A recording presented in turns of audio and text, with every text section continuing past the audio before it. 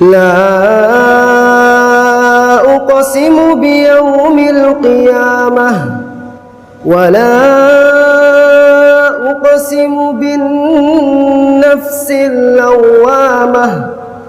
أيحسب الإنسان أن لن نجمع عظامه بلى قادرين على أن نسوي بنانه بل يريد الإنسان ليفجر أمامه يسأل أيان يوم القيامة فإذا برق البصر وخسف القمر وجمع الشمس والقمر يقول الإنسان يومئذ أين المفر كلا لا وزر إلى ربك يومئذ المستقر ينبأ الإنسان يومئذ بما قدم وأخر بل الإنسان على نفسه بصيرة ولو ألقى معاذيره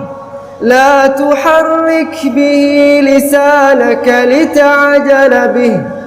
إن علينا جمعه وقرآنه فإذا قرأناه فاتبع قرآنه ثم إن علينا بيانه كلا بل تحبون العاجلة وتذرون الآخرة وجوه يومئذ ناظرة إلى ربها ناظرة ووجوه يومئذ باسرة تظن أن يفعل بها فاقرة كلا إذا بلغت التراقي وقيل من راق وظن أنه الفراق والتفت الساق بالساق إلى ربك يومئذ المساق فلا صدق ولا صلى ولكن كذب وتولى ثم ذهب إلى أهله يتمطى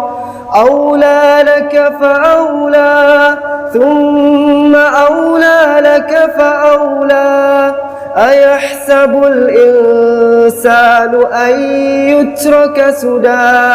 ألم يك نطفة من مني يمنى ثم كان علقة فخلق فسوى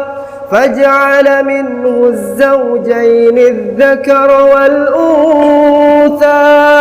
أليس ذلك بقادر على أن يحيي الموتى